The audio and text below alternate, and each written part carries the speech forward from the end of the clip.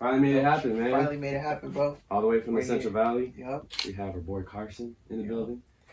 Carlos Sanchez, you feel me? Carsan. Is that how you got her name? Yeah, bro. Okay. Carsan. Okay. Yeah, Carlos first, last, and just put it together. All right. Made Carsan, but.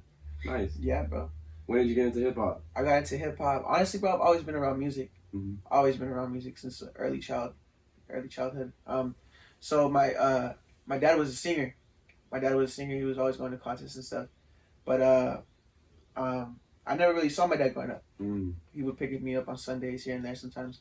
But my mom found my stepdad. My stepdad was playing the accordion and stuff. He was in his own group and everything. And my mom always loved music. Always playing like Selena around the house and shit. Oh, my bad. If I could cuss on here. Yeah, you're good. All right, for sure. I should have thrown that out there first. Yeah, that's basically how I got into music. It's just always been around me, you know? Okay. So it's like, but hip hop specifically, yeah, I got into it, in, I want to say I was like a little kid. Me and my dad would drive around town, bro. We would drive around town, and he would skip on the radio, right? And I'd be like, oh, I want to listen to gangster music. I would tell him in Spanish, I want to listen to gangster music. And my parents were like, nah, you can't be doing that. Like, we don't want you to listen to that. But I was always like pushing it. I want to listen to gangster music. Because it was like gangster rap, you know? Yeah. And it was like, yeah. So especially like the West Coast. Yeah, the West Coast. And all that. And everything. And then, but yeah, bro. It was basically, childhood. Yeah. But that's who were some of your favorite artists that really stood out to you? Some of my favorite artists, I'll be honest with you, Eminem was the big inspiration for me, bro. Yeah. Just Eminem, the way he could paint pictures and tell stories, you know, I've always loved that in music, just the storytelling. Mm-hmm. And also Hobson too, as well. Ooh, Hobson. Okay. I loved Hobson growing up, man. But I also loved like who else was it? Lil Wayne was hard too. Yeah. I'm gonna be honest with you though, bro. Like Lil Wayne, I wasn't a fan of Lil Wayne at first. Really? Like I was around like 9 years old, 10 years old. Really? And my cousin hated him, and I was like a big old like I'm gonna follow whatever my cousin says. You know? Oh, okay. And I was like, you know what? You're right. Why did he hate Lil Wayne? I don't know. I honestly don't know, bro. But now then I got a chance to listen to his music, and I was like, you know what? He's actually not bad. Like, what the fuck is my cousin talking about? Yeah. You know what I mean? Yeah. But, yeah. I'm kind of guilty of it too. There are times where like when an artist pops off, or it didn't have to be an artist, but just anything pops off, and I'm like, I want to be like anti. Yeah. That, you know what I mean, for a little bit. You know, like just because. Oh, my bad. Go ahead. I was gonna say because even like the show like Breaking Bad when it first came out, people were like saying watch it, and I hadn't even seen an episode, and I was just like nah, like it's whack, you know. I was talking all this shit, and then I saw it like 3 years later after they put it on Netflix. Yo, this show's dope. Like exactly. I'm sorry I didn't give it a chance. Exactly. Like when it's all hyped up, huh? It's all hyped up. You kind of don't want to like. I don't know if that's how you are, but when it's all hyped up, I'm like, nah, I'm gonna stay away from that for a little bit. Right. And then once it eventually dies down, I'll get to it. You know? Yeah. I'll get to it. Okay. But yeah. So what inspired you to want to make music in your first song? You know what? It's a funny story, man. It is a hilarious story. I was in 8th grade. I had just moved to Tulare. I met this girl. Her name was Erica. Shout out Erica. But this was when the whole Rice Gum thing was popping off. And like everybody, the Rice Gum diss tracks and everything, and everybody was like talking about the diss tracks and I'll make a diss track, like joking around, you know. And then so this girl named Erica, we were like best friends or whatever. We weren't best friends, but we were kind of like we were cool, you know. And she was like, "You want to make a diss track on me?" Like all playing and stuff, right? And I was like, "Bet." So I went home, bro. It was the cringiest shit ever, bro. Cringiest shit ever. I went home. I recorded on my PS3 mic. My PS3 mic connected to my computer, Audacity, you know, the old days. And I was like, you know what? It's kind of fun. Like, I'm not gonna lie, it's kind of fun. But yeah, bro, it started off kind of like as a joke, but then eventually I was like, you know what? I'm gonna just keep doing this. Yeah. We just keep doing this. So yeah, 8th grade is when I started recording and everything. Dude, hell yeah! All right. Around 13, 12 years old. 13, yeah. Okay. What does some of the other music sound like the first few recordings after that diss track? The first few recordings after that diss track? Yeah. I was still recording on Audacity and like having like I was recording on the floor, bro, because we had just moved into the house. I didn't have none of my stuff. I just had my clothes. I made myself a little tendido on the floor, you feel me? Yeah. A little tendido with blankets and shit. And then I was recording on the floor, just had my mic, you know? And I was super into the drill scene at the time. Oh, so I was rapping about like guns and like all this shit. And then I was rapping about guns and all this shit. And then so that was like I was just like super into the drill scene, and I was like recording about violence and all that stuff, Yeah. which is cool. You know, it's dope. Like it's dope. But I felt like it wasn't me. Mm-hmm. It just wasn't me. You know, I was just following that little trend for a while, trying to get used to the music. Yeah. But yeah, it was big for a little bit, like with Chief Keef and all yeah, that. hell yeah, man, hell yeah. Especially where me and Randy are from. You know, Mhm. Pixley. Well, I'm not from Pixley. I'm from the town right next to it, Early Right. But in Pixley, it was a big, like, big. Yeah? Yeah, it was a The big drill? Yeah, man. Pixie drill. All right. Yeah, Pixley drill. Yeah, nah, people love Chief Keef and Lil Durk and all that. So, Okay. and my cousins are all from Pixley, so that's kind of where I got the inspiration from. All right. Cool. I think the first person that I listened to from that drill era was Speaker Knockers. Yeah. Speaker Knockers. That shit. Yeah, man. I was like, I heard it. Right I on. love it. So you mentioned the towns you guys came from, and I wanted to bring that up next because I don't really get a lot of artists or just the people in general from the Central Valley. Yeah. And just meeting Randy, meeting his sister, meeting a few other people too from the Central Valley, it's like a very different culture. And I feel like sometimes, people look at California, they think LA or San Francisco. Or the Bay, exactly. But they don't really look at the Central Valley. So I guess Exactly. I ask you, like, how do you feel about Central Valley and what it means to you? Despite like what people talk about it, You know what? The Central Valley, it's home. Mhm. You know, it's home. It's where I grew up. It's always gonna be home. But there's a little bit of close-mindedness. I feel like the Central Valley, like, we have LA, we have the Bay, Mhm. and they all have their own sound. You feel me? Right. They all have their own sound. And I feel like the Central Valley, we really copy off of a lot of what the Bay does. Mm. Like the Bay's culture. Yeah. And we don't really have our own culture over there. It's super like low key underground. Like even the music scene is super underground. Mhm. Like shout out MC Wick, shout out Fat Sean. You feel me? But yeah, it's super underground, man. And I feel like that plays a huge part in culture. Is the music. And I feel like yeah, man, the Central Valley, we need to. It's up for grabs. Yeah. We need to change the shift, I feel it. And it's like, yeah. Yeah. Yeah. Nah, yeah. What did, if you can recall, and it doesn't matter, like, I'll just pick a year, like, 8-year-old Carlos, Mhm. like, what was a normal day consist of, like, in the summer in the Central Valley? Oh, 8-year-old Carlos. You know what? Growing up, I was an introvert, man. Okay. I was a little introvert kid, but at the same time, I was an extrovert. Mhm. Like, I would be out there playing with the kids out there. We would play BB gun fights. But, like, a normal summer, it'd be... I was always looking forward to summers because I would just stay inside all day playing the video game. I would Okay. play Black Ops, Yeah. Call of Duty, everything. And but no, like in the summer, wake up, probably go hang out with my friends a little bit outside. Mhm. It was when we didn't have a lot of social media because we were little kids, we were just Yeah. playing outside and everything. But man, it was crazy, man. Early part was crazy, man. We would have like boxing fights, little ass kids, bro. Yeah. Little ass kids outside in the backyard having boxing fights, like boxing and everything. And there'd be kids who, like, I'm not gonna lie, I was an instigator. I was, Oh, okay. yeah, man. Yeah. I was like, nah, fight me, bro, fight me. I was a little tough kid. You guys put gloves on or just bare hands? Nah, bro, bare hands, bro. Ooh, That shit okay. was, I Shit. swear, bro. And I'm not even trying to like. You guys had a lie lot of or anger anything. in you, huh? Yeah, bro. It was crazy, man. It was, yeah, a lot of playing outside with the friends, tag and stuff like that, BB gun fights and little kid stuff that everybody goes and doing. So yeah.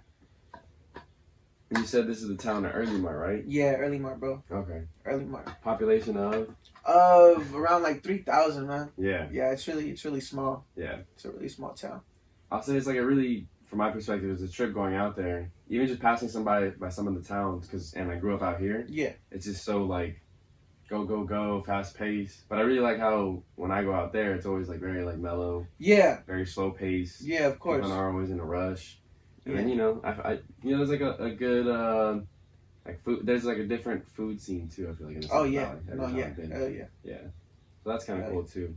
Yeah, like a little different subculture, but it is overlooked, I think, or underappreciated, I think, sometimes too. Yeah, most definitely, man. Because we have a lot of talented artists out there too. Yeah. With like, man, it's almost unbelievable how much people get overlooked out there. Yeah. Because it's like, we're not the Bay, we're not LA, we're just caught in the middle. Yeah. Like you said, everybody looks past it. Mm-hmm. And it's like, if they gave us like a shot, I'm not asking for a shot, nothing. Like, I'm not asking for a shot, but we'll make shit happen out there. Yeah. Definitely. Yeah. We'll definitely. With the talent we have out there, it's... Is there an artist that's kind of popped off and made it to some sort of national recognition? National recognition. I mean, I know Fat Sean. Fat Sean's the GOAT. Yeah. I look up to Fat Sean to a certain extent. Yeah. It's like, man, like he's really in the boom bap stuff, and he's really like making shit happen out there. Mm-hmm. And that's the only really rapper I know or musician I know out there that's really like he was signed to Mass Appeal. Yeah. So it's like, you know, Damn, it's an inspiration, you know. Yeah. And it's like, damn, I want to be like that. It gives me hope, Mm-hmm. you know, that someone's made it to that Yeah. level. I heard you got to work with him. How did that get set up? Oh, it was cool. Shout out Relentless, Lab Life. You know, Lab Life, shout out Relentless. So, Relentless, my boy Relentless back home. Yeah. He's super into the music scene. He's cool with fashion and everything. He made it happen. Okay. Yeah, he made it happen. He, what's it called? And we went out, me and my boy Randy, my manager Randy. Yeah. We went out to a couple shows over there, got to meet him Mm-hmm. and everything, and it was just cool. But as far as working with him, man, it was amazing. Yeah. In the studio, yeah. It was amazing. He just went in there, knocked it out. I was impressed. Okay. I was really impressed, man. Yeah. Hell yeah. But yeah. Do you have a name for the track that's gonna come out yet or no? Well, as of right now, it's You Don't Know. Okay. That's the name of it. You Don't Know. We're trying to do a music video and everything for it, like Ooh. get it all sorted out and everything. But yeah, trying to get it all sorted out. Okay. Looking forward to that one. You don't know. Fashion. Yeah. Fashion, you said? Or Fat Sean, yeah, Fat Sean. Fat Sean. Okay. He's inspiration, bro. Okay. Legend. So fast forwarding from childhood now to like your teen years, if you could recall, like when did you know that you wanted to do this as a career? When did I know? Yeah. Honestly, it's been man, it goes back, man. When was it? Fourth grade. From as far as I remember, as far as like, you know, as I could look back, it was fourth grade math class. I was in math class. I remember I would draw pictures of myself.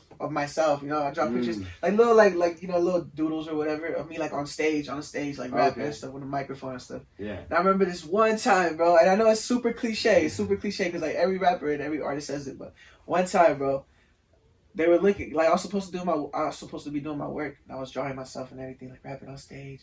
And this girl came up to me, and the teacher was right next to me. Mm-hmm. This girl came up to me. She was like, "What is that? Who is that?" And I was like, "That's me in the future. That's me. That's gonna be me." Yeah. And then my teacher was like, I forgot what she said. She said something like, "Oh, that's not. Oh, he thinks he's gonna be a rapper and stuff like that." And I'm like, "It's not that hard to be a rapper. Like, you just gotta believe in yourself. You feel me? Mm-hmm. And it's like you'll get to it. You'll do it."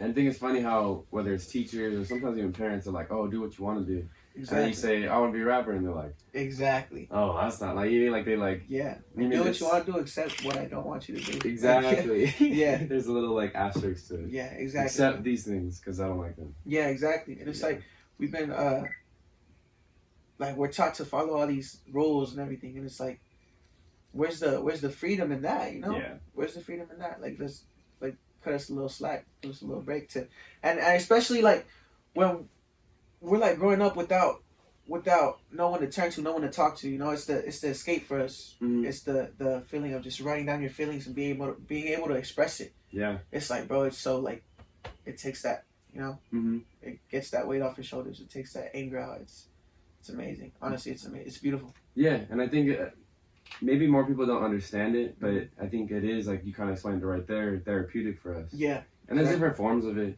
You know, it's not always whether it's like writing or rapping, but Exactly. there's I think even like the same thing when I hear like graffiti, people who like tag and stuff. Yep. They kind of have a similar feeling, like doing that, and there's just that common like goal of just like, hey, I want to put something like some of my feelings out there. Yeah, of course. So I can feel acknowledged and shit. And, You know? and that's what makes it art. Yeah. That's what makes it art. It's just being able to express yourself. Mm-hmm. You know, through a painting, through music, through you know, like you said, graffiti artists.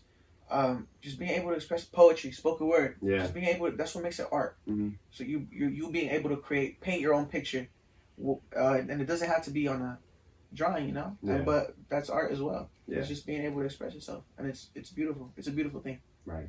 And yeah, I feel like it really is looked down upon though. Yeah. Looked down upon when it comes to like, oh, I want to do this, I want to do this. I feel like they have good intentions though. Like parents and like teachers, they have good intentions. Yeah. They don't want us to take that risk because they know it is a big risk. Yeah. Like it's not guaranteed to really make anything happen. Right. And I feel like college and everything, getting a job and everything. I mean, it's guaranteed you get a cool job, but I mean, now you're just signing away like basically your life, man. Yeah. Like, you'll be working for it, and there's no problem with working all your life. Like, go for it. You know, whatever you gotta do. But if this is what I want, this is what I want. Yeah. Mm-hmm. And I think the biggest thing too is like, does your work have purpose? You know, Yeah. Do you feel like fulfilled after your job? Exactly. Like, do you love your job? Yeah. Because then it's not a job at that point. Right. It's something you love to do. Right. So I think that's what the big thing. What I've noticed is like the teachers, the parents. I think they base stuff a lot of like how times were before, and like like if you did go to college in the '80s and '90s and probably even early 2000s, it was like more secure of a route. And I'm sure they heard a lot of stories about people who got into music, and you always hear the bad stories, right? Yeah. Like the people who get drugged out, or the people who end up passing away, or just flame out, whatever it is, get taken advantage of by the industry. So I'm sure they calculate that, but every case is different, right?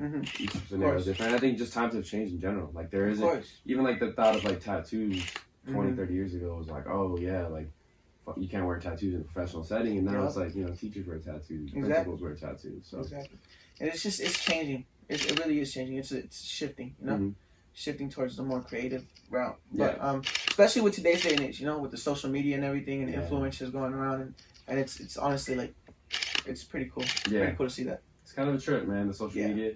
How do you use social media, I guess, to market yourself and your music? To market myself and the music, I kind of got a little boost from high school, because in high school I played football, I wrestled, and I was pretty known around the school. I wasn't like the popular guy, but I was known because also I rap, and people knew me as a rapper kid.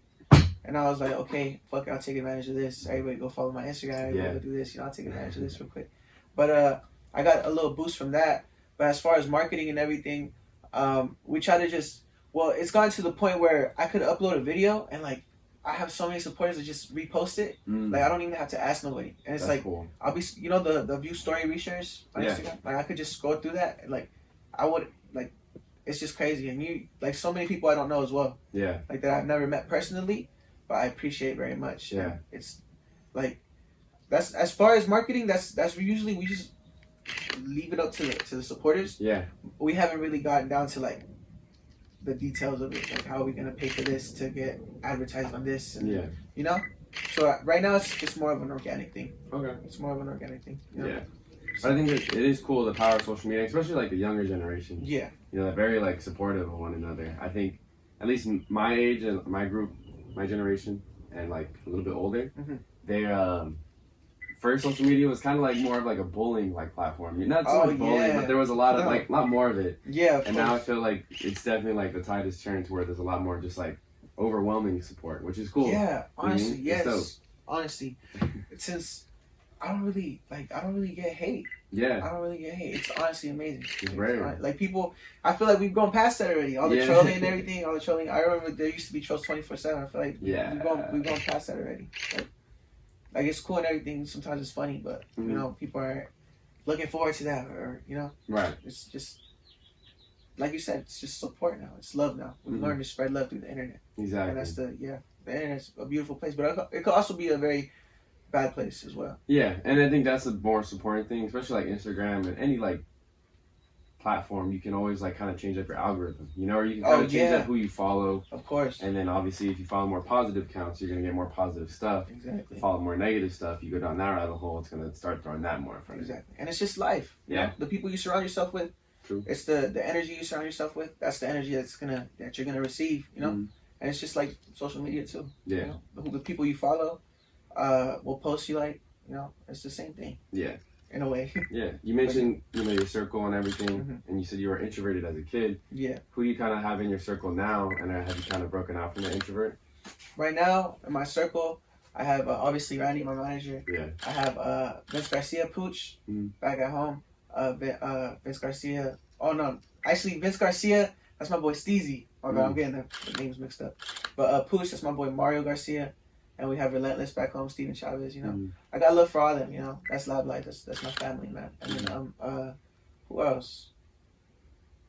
I mean, that's pretty much the clique I roll with. Yeah. I also got, my school friends, like my personal life friends, like, like David. Those are all just friends from school, though. Yeah. Those are all just friends from school. They're the homies, always be the homies. I always got love for them. But as far as the musical thing, I'm rolling with Lab Life, Yeah. Lab Life, that's the clique. Yeah. How did Randy right here, my manager. Of course. Yeah. How did Lab Life come to start? How did you guys get that name? Lab Life, you know what? It was a thing before even I got into the picture. Okay. It was before I even got into the picture, and they had this big thing. They were huge back in the day. Like 2010 or whatever. Dang. Okay. But yeah, man, they were huge back in the day, and they kind of broke up. It's a long story, man. Yeah. It's a long story. I met this girl at school. Her dad would rap. I was like, oh, let me meet him. Yeah. And then so I met him. He's like, oh yeah, I rap. And then I founded Lab Life and everything. You want to be a part of it? You want to be a part of it? You're pretty dope. You want to be a part of it? And I was like, cool. Let's do it. Yeah, let's do it. And ever since then, it's just been just a family, man. It's just amazing. Yeah. Yeah. So I'm assuming you're the younger one of that group, Yeah. right? Yeah. How does it feel working with like that older generation, guys who've been in the industry for a little longer? You know? It's honestly, I learned a lot from them. Just their writing, you know, how they approach, you know, the beats. They always come up with the concepts first, or they'll just vibe it out and just, and it's honestly inspiring. It's inspiring seeing that they're able to do it on the level that they do it at. Yeah. It's like I'm trying to be like that, you know? Yeah. Like, Relentless is so cold, man. Yeah. Relentless is so cold. And Jay Hernandez, Gage Navarro, shout out Gage Navarro, almost missed. But yeah, Gage Navarro, bro, amazing singer, and he can freestyle like a fucking G, bro. Okay. But yeah, man. All right, awesome. Mm-hmm. When you work on your craft, what are some things that you're looking to improve upon, like as you go forward? As far as my craft, the storytelling, I need more, and I need to simplify my music a little bit. I think to appeal to the, you know, the mainstream a little bit, to the mainstream. I feel like a lot of what I write is more for the underground audience, and that's dope as fuck. Fucking love the underground. Fucking love being underground. But I feel like with my career, I kind of want to take it more into the mainstream a little bit, just a little bit, a little tiny bit, you know. Yeah. But I still want to be like the underground, you know. Fit your feet wet. Yeah, exactly. I know. Exactly. And I want to like how Russ did it. Yeah. Russ did it crazy, you know. Russ is crazy, man. Would you still? You're not underground now, right? You wouldn't say. I would say. I mean, I don't know, cause he's getting played on the radio, no? Yes. Yeah, he's getting radio play. Yeah, he's cool, man. Yeah, I consider him mainstream. Yeah. I consider him mainstream. Everybody knows Russ. You know? Yeah. But yeah, man. Right on. Yeah. Okay, so going back to storytelling, there was a lot of storytelling on your last project, Cherry Ave. Oh man. How did that? Just tell me like when the first like concept started for Cherry Ave. When you thought Man, you know what, bro? You know what? I was going through it at the time, man. Yeah. I was going through it. I had just broke up with my girl. Mm-hmm. I had just broke up with my girl, man. I was like so heartbroken, man. So heartbroken. Actually, 4 of those songs on the album are about her, bro. Okay. Like, I was that heartbroken. And it's like, it sucks to admit it because it's like, fuck, I'm a loser or whatever. But nah, but it's the feeling I was feeling at the time. Yeah. You know? And it's just, yeah, I feel like that heartbreak or whatever really inspired that album. Mm-hmm. So, the first song on there, Do I wrote that in like 30 minutes. 30 minutes. Because we were headed to the studio here in LA, Koreatown, with Trap, Anthony Bernal. And I didn't have anything. So I was like, fuck, I need to write. Uh-huh. So I was at home. I was like, fuck, they're coming. They're going to pick me up. And I'm like, fuck it. So I just started writing Do I. And I was like, okay, Do I. Okay, that's cool little hook. And yeah, we came over here, I recorded it. And then Warrior Flow, that was kind of me just challenging myself as far as rhyme scheme and as far as metaphors and all that, like all the literary devices or whatever when it comes to music and hip hop. I was just challenging myself. Like, and the second verse, I just completely just go for it. Yeah. Just go for it. Don't stop. And the third one, Next Up. I wrote that one in a pretty short time too, about like an hour or two. And that was the same situation as the other one. I was like, I'm headed to the studio. I don't have nothing. Yeah. So I just wrote Next Up real quick, and it really is what I'm feeling at the time though. It really is what I'm feeling. I try not to write too much I don't like writing things that are just like they mean nothing to me, you know. Yeah. It's kind of it feels like I can't use that because it's not me. Right. You know. Yeah. And yeah, as far as those tracks and the next tracks, those are all about homegirl. Yeah. Yeah, those are all about homegirl. So. Okay, I feel like that's normal though. Like at least me too. When you are in like some sort of emotional state and you have like a high sense of emotion, that's like when the best ideas come. Yeah. You know what I mean? Yeah. It just comes naturally. Yep. Yep. I feel like it's kind of because it's a really strong emotion, man. Yeah. It's a really strong emotion. I feel like it just comes spilling out. Mm-hmm. You know, it comes spilling out. And even with anger, you know, you could when you're mad. When I'm mad, I just sit down, I write, and it's like the things that come spilling out. It's honestly, it's pretty dope. Right. Pretty dope. And it just comes natural, you know. Mm-hmm. It just comes natural. You have to put it into words, of course, but when it comes to inspiration, I feel like emotion, being like any emotion, really helps a lot. So when you look back at like the numbers for Cherry Ave, how did it do compared to like what your expectations were? Oh, bro, it did amazing. Yeah, it did amazing. I think on Apple Music we got like around like 20,000 streams. Around like 20,000 streams on Apple Music, and on Spotify we got around like what 12,000, 13,000. Yeah, and on YouTube we didn't really promote it on YouTube like that. I think we got around like 2,000, 3,000. Okay. Yeah. But did they tell you kind of demographically, like where, or geographically? Oh yeah. So a lot of them were in the Central Valley, of course, but I had a lot of people in Ohio, nice. Okay. Arizona, and Texas and Utah. Mm-hmm. I had a couple people over there. I think we got like around like 1,000 streams in Arizona. That's nice. So yeah, it was pretty cool. But as far as like a lot of people in LA too. Yeah. It was LA and Central Valley. Okay. Were the best.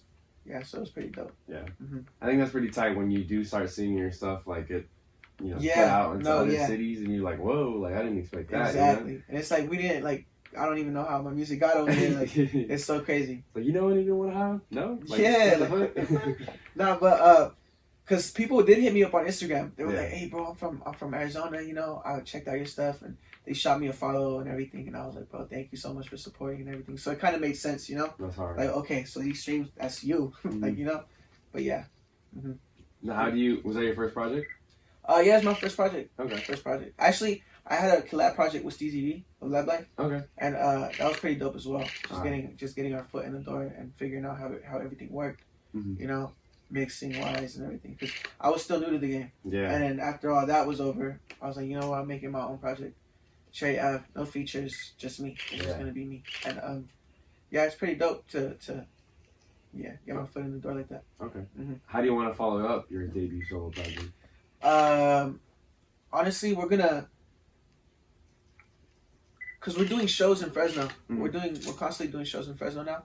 So we want to do a project that's just only CDs. Only CDs. Like it'll be strictly for the local, local, and we'll be selling those, giving them out, doing giveaways and everything. Like an old school thing, right? Yeah. No platform or anything and we'll drop those songs off the CD. We're gonna drop those as singles. So like we'll do rollouts and everything for those, drop those as singles. But in the meantime, while they're waiting for the singles, we'll just give them a CD for me, and it'll be pretty dope. I feel pretty dope. We also have never done a music video. Oh, okay. So we're also planning to do a music video as well. All right. So, for any song that's currently out or something new? Something new. Yeah, we have a lot of stuff in the vault that we need to start releasing. Okay. So. Mm-hmm. And speaking of singles, I know you had the single, it was Me, Myself, and I, correct? Yeah, Me, Myself, and I. What was the inspiration behind that one? The inspiration behind that one, so I feel like a lot of times I find myself in the middle of things, like arguments even, or like in the Central Valley, like when it comes to gangs and everything, we have red and blue, and growing up in Early Mart, I saw both of those. I saw red and blue, norteños, sureños, you feel me? Yeah. And Pixley too, sureños, and then like. Much love for all of them out there. But I always felt like, because I had family who was like associated with Sureños, and then I had friends who were like Norteños and everything.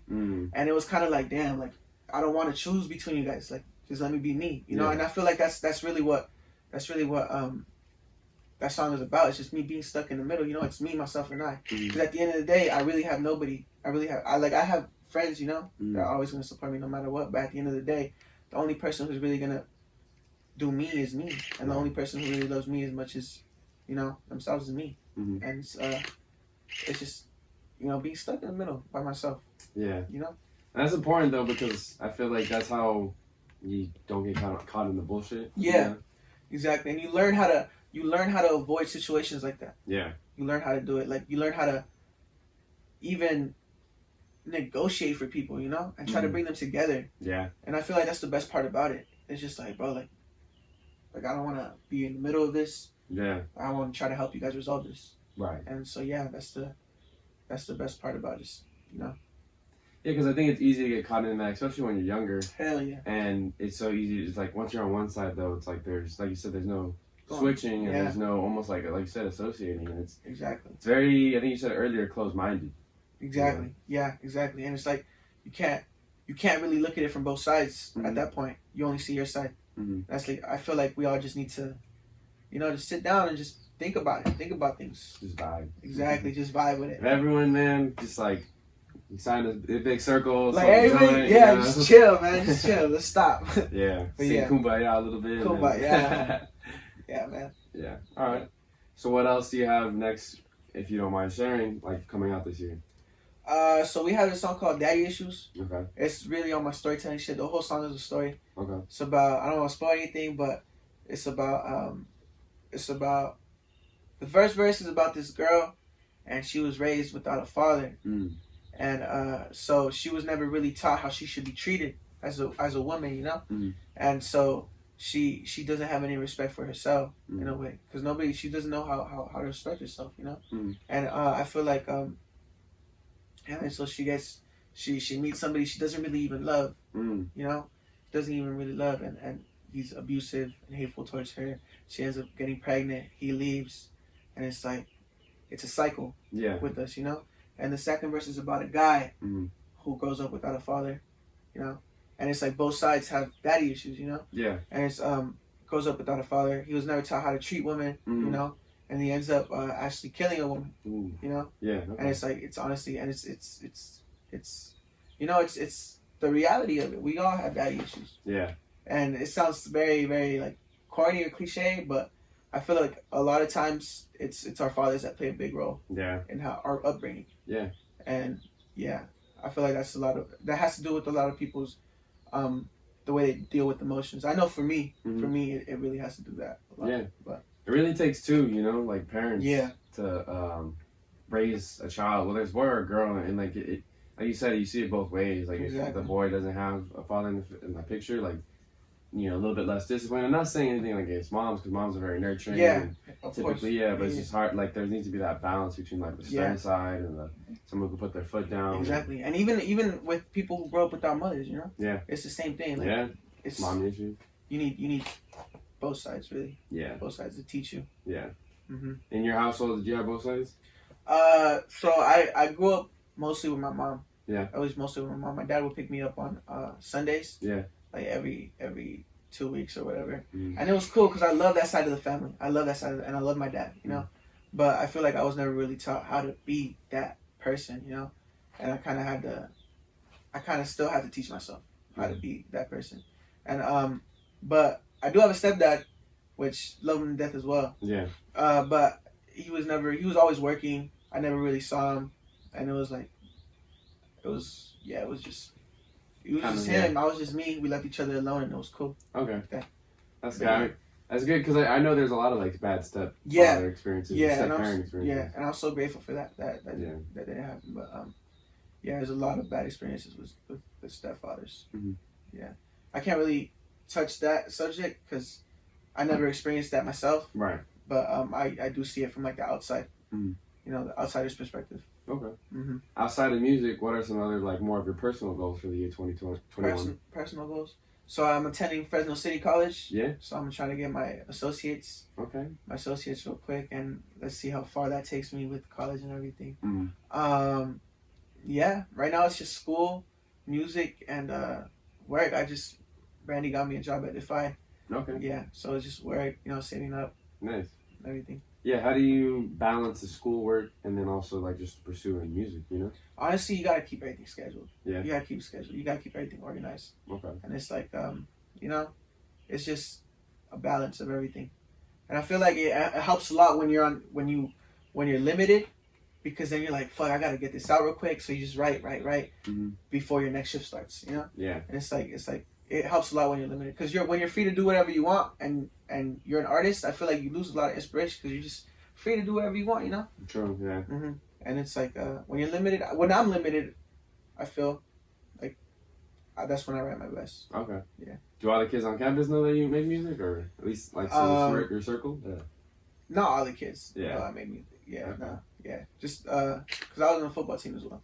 Okay. So just like a few people on the football team, but I'm not playing football anymore, so it's cool. Yeah, I'm just trying to focus on the whole thing. Yeah, but I think college kids, man, it's a good like little demographic to get in. You know, when you pass out CDs. No, hell yeah, of course, bro. And I learned that in high school. Mm-hmm. Is that you could network around with just your peers, you know? Yeah. It's amazing. So. Exactly, and especially I think college kids usually are typically like the tastemakers for like what goes usually on the radio. Yeah. It's like that demographic, I would say like 15 to 21-year-olds. Yeah. That's what like a lot of radios, you know, yeah. What is it? Tendered for, something like that. So. I mean, you see it all the time with like TikTok and everything, you know? Yeah. It really is the youth that controls the mainstream. Yeah. It really is, man. Like TikTok, bro. All the songs that blew up off TikTok, they're not playing on the radio. That's all kids, man. That's all kids dancing to your music. Like, it's the youth, bro. Yeah, it's crazy. And TikTok's like a lot of younger users too. Yeah, exactly. I don't really stay on TikTok a lot, but I know a lot of the kids that I work with do TikTok, and that's just a whole other world to me. I don't even want to try. Yeah. I do want to get into that rabbit hole, but I've tried, and it's just overwhelming a little bit. It is, huh? Yeah. It is. Yeah. Because I've tried as well. And it's not easy. Yeah, and me personally, I'm not a big social media person. I really like to stay off my phone, and it's funny because I feel like we live in a digital age. At least for the podcast, I should share, I should promote, I should also, reach out to people using those platforms. I don't know, I just sometimes you can go down negative rabbit holes. Yeah. And you're just you get yourself caught into comparing yourself to other things. So, oh yeah, most definitely. Yeah. Most definitely. And it's a problem I deal with a lot too. It's comparing myself, Yeah. I catch myself comparing myself to the greats and stuff, Yeah. I put on some Kendrick. And I'll be like, what the fuck? He's fucking amazing. Why can't I write like this? And I'm like, bro, I gotta give myself a break, I just talk to myself. I just close my eyes. I'll be like, bro, shut the fuck up. You'll get there, Yeah. One day you'll get there. You're young right now. And I gotta constantly remind myself, Yeah, because Kendrick's 31 now, I think? Yeah, I think around there. Yeah. Cole and all them. Yeah. So they've been in it for a minute, Yeah, exactly. And it's kind of I feel like it's a little ridiculous to compare yourself to people like that. Cause it's bro, they're up there, they're top tier people, and it's but always shoot for the moon, shoot for the stars, Yeah, of course, because at the end of the day, you want your music played right after in the rotation, with them. Yep. So. Yep. And I feel like what a lot of people get wrong is when they see these other artists, they're like, I want to be like that. I want to be like that, and I want to. And it's amazing. It's awesome to be like, I want to be like that. But at the end of the day, you're you. You don't have to go the same route that they did because that's their route. That's what worked for them. Do what works for you. Because your route is different. Your path is different. Right. And you don't have to touch on the same subject matter. You don't have to rap the same. People are gonna like you because of you. Yeah. If I wanted to bump Kendrick, I'm gonna go bump Kendrick. I'm not gonna bump someone who sounds like Kendrick. Yeah. Yeah. Exactly. Yeah, so if I want just be you, because nobody else sounds like you. It's going to be then people are going to want to be like you. Yeah. But I think that's a lot of people aren't one of ones, or they just try and always mimic something, and it doesn't always have to be music. But I think even growing up in school, you notice certain people, they don't do things originally, or they're afraid to express themselves the way they want to. Yeah, you're right. So you're absolutely right. Yeah, I think it's just a societal thing, where people always want to mimic what others do, the good or the greats do. You're absolutely right. Yeah. So back to this trip to LA you guys had planned this weekend. What were some of your goals, and how did your first day go here in County? Man, it was amazing, man. I love it. I love it out here. Some of the goals, we knocked that out of the studio sessions with Amo and Nico. Yeah. And shout out Andy Rodriguez too, by the way, of Jordan Rivers. Okay. Yeah, he's an amazing engineer. But we got to meet Andy, amazing engineer. We came out here to network a little bit, get some content, which worked out really well. We got a couple of freestyles off the top at home. Nice. At the Airbnb. And as far as goals, we came out here to do this podcast and knock out some features, just work and network, and it's honestly going great so far. Yeah. Yeah. And I think that's smart too. I remember when Randy first told me about this trip, it's good because it helps to branch off to other areas. Even if it's California's such a big state, but there's little pockets of, music listeners here and there. Exactly. Very different. And I feel like that's the only way you leave kind of the bubble that you're in. Exactly. I think there's a lot of, at least from my experience and people I've met, there's a lot of artists here in Orange County that only want to work with artists in Orange County.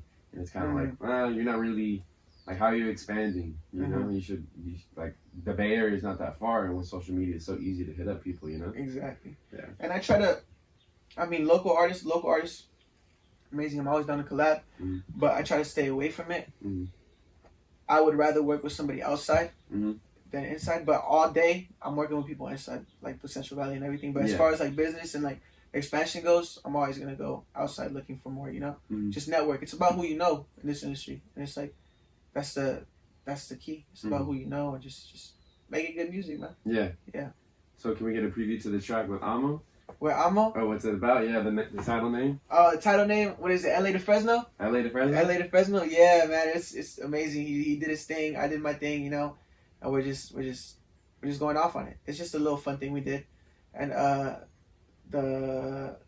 I'm not sure what he's gonna name the second one. We did another one too. Okay. I'm not sure what he's gonna name it, but we were just talking shit on that one. But the third one has a little concept. Okay. So it's gonna be I'm dating a girl, whatever. I'm dating a girl, and me and him are like best friends. And he's been crushing on this girl for a while, but I don't know, you know. Oh, okay. And like we're rapping about that. He's like trying to spit game over here, and then I'm like, what the fuck? I'm like, what the fuck? Why is Amo on your phone? Like, why are you texting Amo and stuff? And I'm like, yeah. My verse is kind of like I'm being suspicious about it, you know. I catch them eventually. Okay, I like that. But yeah, it's a little concept we got going on. That's dope. Cool. Now I always like to ask people who are from different parts, could you see yourself living down here in Southern California, whether it be LA or Orange County? Where you grew up. Oh, sorry, what was the question? I say, yeah. Do you ever, now that you visited kind of the area, would you ever see yourself living down here in Southern California? Hell yes. Yeah. Hell yes, bro. Like Central Valley's always gonna be home, but I feel like damn, LA's crazy. Like it's dope out here, man. It really is dope out here. Like just the weather and everything. Yeah. It's amazing. You guys just being close by the beach. You guys do any sightseeing or check out any good food places? Sightseeing, food places? Nah, we just went to Venice. Went to Venice real quick. We're just walking around. The boardwalk, right? Cool. Yeah, the boardwalk. Yeah, the boardwalk. And we're just walking around and everything. Where we go? We're supposed to go to the observatory. So yeah, I'm not sure if that's open. Okay. Yeah. I don't really know my locations around here, but we're gonna go to the observatory today. That's like the one in the Hollywood Hills, right? Yeah. Okay. Right, cool. So it's a cool little spot, you know. You could probably do some like hiking. I don't know what you guys are there for, but it's a cool little spot. And then the observatory itself is like, how would you describe it? It's like a science type of. It's not a museum, but it's like kind of like a museum. You walk in, they have like different things. Like observations you could like be a part of and shit like that. So it's kind of cool. But at night you can see the stars real nice up there on a clear day. Oh yeah, that's what we're going for. We're trying to see the view. We're trying to see the view. Yeah. We're trying to see what's up up there. So it's real nice out there. And then obviously like Hollywood, depending on what side of the mountain you are, you can see like the sign in the hills too. Dope. So, like you always see those in the movies and shit. Yeah, that's dope. That's dope. That's sick. Honestly, it is surreal being out here though. It does feel like a movie, like GTA. It feels like GTA. What is it like? San Andreas is based off of Los Angeles, right? Yeah, exactly. And it's like, damn, like it really is like that out here. Yeah, it's crowded though. Sometimes I always wonder, like, man, like, did they ever, when they first built these cities, like, did they plan for it to be so many people? Just like jam packed up the ass. It is. It really is. Yeah. So it's a different kind of traffic as soon as you get like past like Six Flags and everything. You know? Yeah, I feel it. I feel it. Yeah. Out there in the valley, it's usually only packed like during when people are getting out of work and everything. Yeah. So around 3 o'clock. You know, there's a lot of farm workers. Yeah. So they get out at 3 o'clock. You know, it usually gets packed there. Right on. But yeah. All right. So thinking beyond 2021, what are some other goals that you have? Not only just music, but personal life too. So I wanna. Oh man, it's a you know how they say to aim for the moon and then you'll reach the stars or whatever. Yeah. So my plan is I want to buy a house, man. Okay. I want to buy a house, which is a stretch. It's a stretch, you know, but at the same time, I feel like that's a goal that like I'm very ambitious. I want to buy a house. Yeah. I want to buy my own house and be able to live in my own place, and so that's the goal right now. And as far as music, it's just putting myself out there, you know, being able to live off of music, which is what I love to do, and being able to just create without having to worry about I gotta turn this assignment or I gotta, you know, it's just clock in here or something. Yeah, you know? Exactly. Yeah, exactly. That's a good point. Would you want to buy a house out in like your hometown of Early Mart or somewhere? Else in the valley? Honestly, yeah. For like to start off and everything, I would love to buy a house out there in Early Mart. It's dope. Yeah, pretty sick. Being close to home. Yeah, exactly. Without leaving home, it's just think it'd be cool to have multiple properties too, you know? Yeah, hell yeah, what the fuck? Hell yeah, that'd be fucking Kind of bounce around for a little bit, you know? Hell yeah, man. Like, oh, you're angry here? Alright, I'm gonna just go. Be happy over here. Mm-hmm. But yeah, it's dope. I mean, the dream is the ultimate goal, bro. I want to get a house, a big old house in the hills. Yeah? A big old house in the hills. That's the ultimate goal. Let's see where it goes, you know? Okay. Anywhere specifically, or like, were you talking about LA specific? Well, I don't know, like just in the hills somewhere. Oh, I don't really know. I don't really know like the hills area around here. I don't Yeah. really know anything about this area right here. Yeah. But I know that the houses look good up top in the hills. And Yeah, yeah, they and do. the views look good up there. So it's always funny how the hills are like the significant. No, I don't know what I'm trying to say. I don't know. It's like a sign of wealth when you have a house on the hill. Though. Exactly. That's a sign of like success and everything. Yeah. And it's everybody wants a house on the hill. Yeah. Yeah. Well, I feel like everybody wants a house on the hill. So how else would you define success? Success, just being like having not to worry, you know, about like, oh, I gotta pay this bill or I gotta pay this bill. Like having not to worry about if a family member is good or not. Like you just know, that everything's cool. That everything's gonna be okay. Yeah. And I feel like that's when you're truly successful. Just being cool. Yeah. Cool, being comfortable. Right. Mm-hmm. Yeah, and comfortable is like it's different to everybody, right? Exactly. Like comfortable to you is different to comfortable to me, it's comfortable to him. Absolutely. But I think that's what we all chase, you know? Yeah, being comfortable, trying to live comfortably. Yeah, because I'm assuming too, like you have a similar background. Your parents are from Mexico. Yeah. Yeah. Yeah. So it's just something about being like that first generation. Like Exactly. it's just such a grind, and you see your a lot. Your parents from Mexico too? Yeah. Oh, okay. Yeah. So you get it. Mm-hmm. You get it. Mm-hmm. It's a grind. It's a struggle. Like you're constantly like chasing things that sometimes aren't always as accessible to you. Yeah. And I think that's what I've noticed a lot. Like a first generation or people who have similar backgrounds. It doesn't even have to be from like Mexico or people from Asian descent too. Yeah. They're all like trying to like hustle to where they're comfortable. You know, and I think that's like something that like being an immigrant kind of breeds, especially in like the kids. You know. Yeah. It's of like, course. And our parents came over here to give us a better life. We want to take every opportunity we can. Hell yeah. So it's like, because I feel like, my parents never had that opportunity, like to come over here and do what they want, They had me, they had bills to pay, they had a whole bunch of stuff. So it's like you have to kind of work, They had a big old family. My dad's family, I think they had like 12 kids, man. Damn. 12 kids they had to take care of. And my dad was one of the oldest. So he had to go work, try to take care of those kids. And their father was never in their life, It was just my grandma and my dad were going to work and they had to feed all these kids, Damn. Yeah. It's a lot of kids, man. Exactly, man. Exactly. So yeah, it's you can't take it for granted, You gotta take advantage of every opportunity. 100%, yeah. That's one thing I noticed too from the generations. Like we don't want them as kids, Yeah. Both my parents came from families of 8, and I don't know. I think like ideally like that's intimidating. Imagine having 8 kids, like gosh, man. I don't know. Yeah. And they started so young. It was just a different time, Yeah. I don't want to say they matured faster, but I guess like you said, they're kind of limited as far as like what their possibilities were, opportunities. Exactly. Like you had to just constantly work, Yeah. Constantly work. Grind. Yep. Yeah. So props to our parents. Shout out to all the Hell parents. yeah, man. Shout out to all the immigrants. Hell yeah. Of course.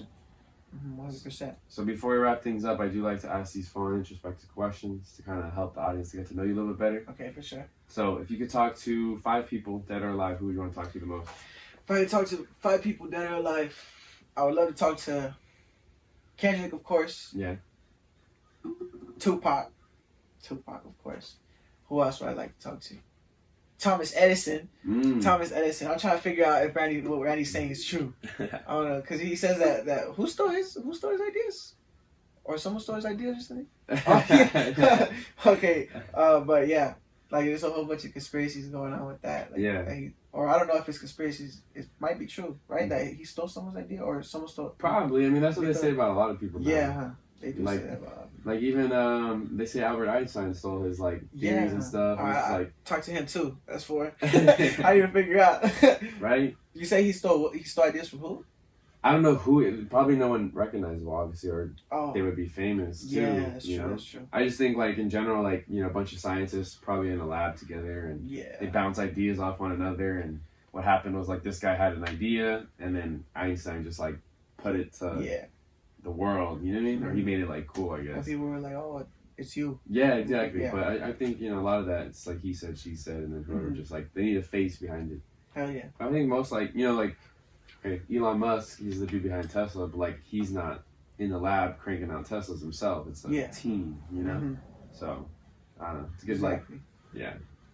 All right, cool. So then you have one more spot. One more spot. Who was it? Jay-Z. Jay-Z. Okay. Hove, man. I want to know how the fuck he does all that business shit he does, man. I'm trying to get money like that, you know? But yeah, Hove. Hove. Right on. If you could have any toppings on a pizza, what would they be? On a pizza? Yeah. Any toppings? Any toppings. Damn. Like any food? Any food. Get creative. Get creative with it? Damn, because I don't know if it'll taste good, that's why. Okay. I don't know if it'll taste good. But, damn, what the fuck? Oh, you know what? Chicken Alfredo. Ooh, okay. Chicken Alfredo on a pizza. Yeah? That'd be fire. All right. And then, damn, I don't know, bro. Shit. Let me see what else. Oh, like the Chipotle, the barbacoa. Oh, the barbacoa. Oh, yeah. That's so fire. The barbacoa, and then that's a good meat, yeah. Yeah, that shit fire, bro. And then carnitas. Cool.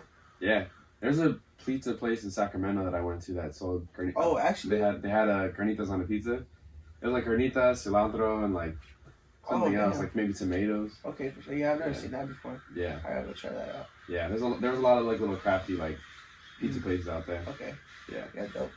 All right. So next question: if you were stranded on an island and food and water are provided, what are 3 things you want to bring to pass the time? To pass the time? Yeah. Gotta bring my PlayStation. Yeah. My PlayStation. Is that the whole setup though? Or is that just you can bring the whole setup? Oh yeah. Like that can count as one. The whole setup. Yeah, I'm playing video games all day. Yeah. I'm bringing PlayStation. I'm bringing my phone. Yeah. Okay. I'm bringing my phone. I have to bring my phone. I'm bringing my phone, and I am also bringing a motherfucking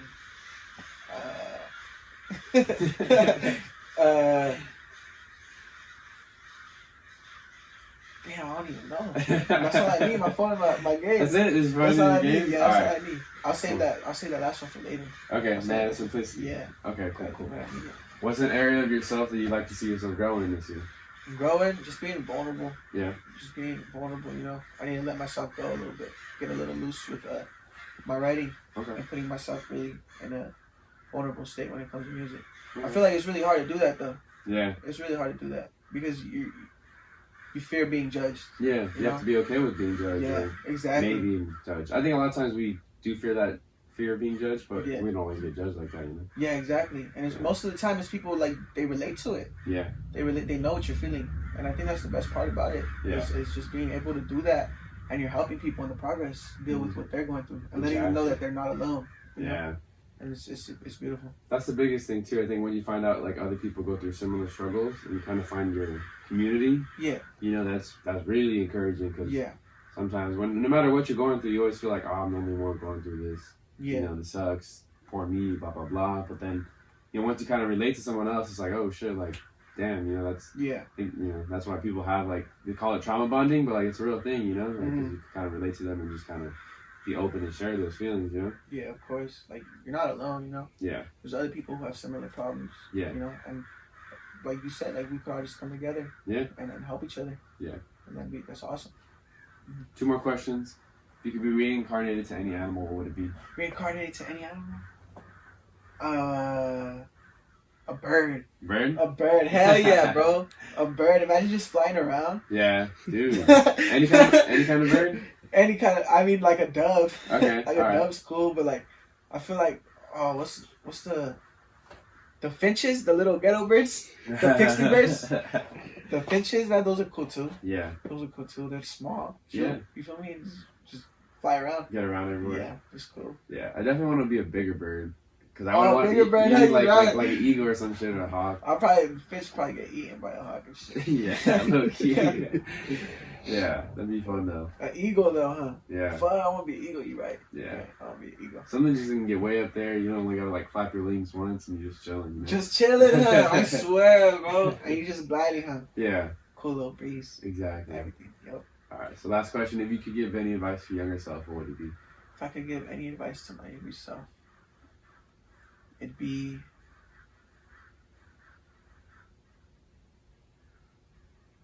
to be a little selfish, you know? Mm-hmm. Be a little selfish. Because I feel like being too nice sometimes you'll get taken advantage of. Mm. Yep. Yeah. And I feel like sometimes, a lot of times you gotta look out for yourself in certain situations, because there's people who would, like, you'll help somebody out and go the extra mile for somebody, but they're not gonna do the same for you. Yeah. And it's like, sometimes you just have to play your cards right, be a little selfish, you know? Yeah. You can't please everybody. Yeah. There's always gonna be somebody who doesn't like you, or Mm-hmm. you know, I am a people pleaser too. Right. So I'm always trying to make sure that everybody's good. Yeah. But at the end of the day, it's like, am I good? Mm-hmm. You know, I need to make sure I'm good too. Yeah. So just be a little selfish, take care of yourself. Yeah. That's what I would tell myself. Yeah. I feel like that's a common thing in like the Mexican culture. It's like we're always people pleasing. You know, especially women. You know, I think like women are always trying to, like the moms of like the household. You know, they're always like taught to do this and that for the man and then the kids and everything. Yeah. Mm-hmm. Yeah, that's a good point. Good one. Yep. All right. Well, before you go ahead and plug where people can find your music, social media. Okay. All right. So my Instagram is Carsan, C4 RSAN. You can find me on Twitter at The Real Carsan, TheRealCarsan. Spotify at Carsan, Apple Music at Carsan, SoundCloud at Carsan, all major platforms. Carsan. Yeah. Carsan. Carsan. Yeah. So it's like Carsan, but I pronounce it Carsan. All right, cool. Yep. Well, really big shout out to Randy as well for helping set this up. Hell yeah. We love you, Randy. We appreciate you. A year in the making. I'm glad we can finally have you and hope to have you on again. And shout out to the homies at Black League. You feel me? Hooking it up with this shirt, with this jersey. All right, cool. Yep. Met him at the gallery. I think it's cool. Dope.